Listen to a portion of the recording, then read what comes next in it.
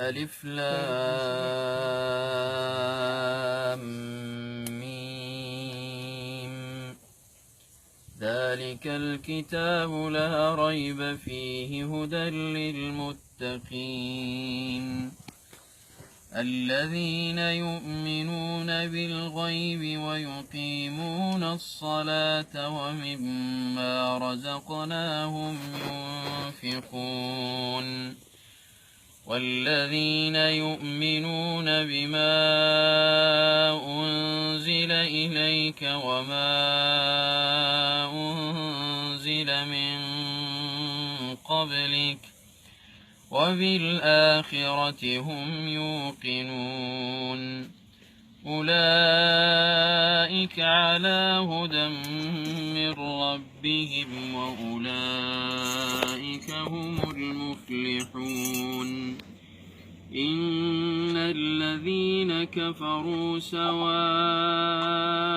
عليهم أأنذرتهم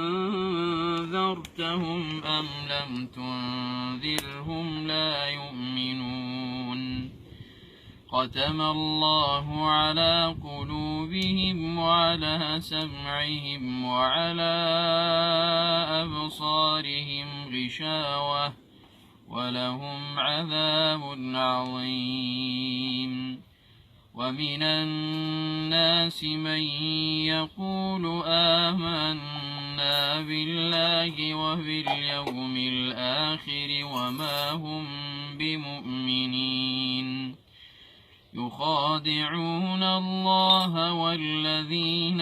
آمنوا وما يخدعون إلا أنفسهم وما يشعرون في قلوبهم مرض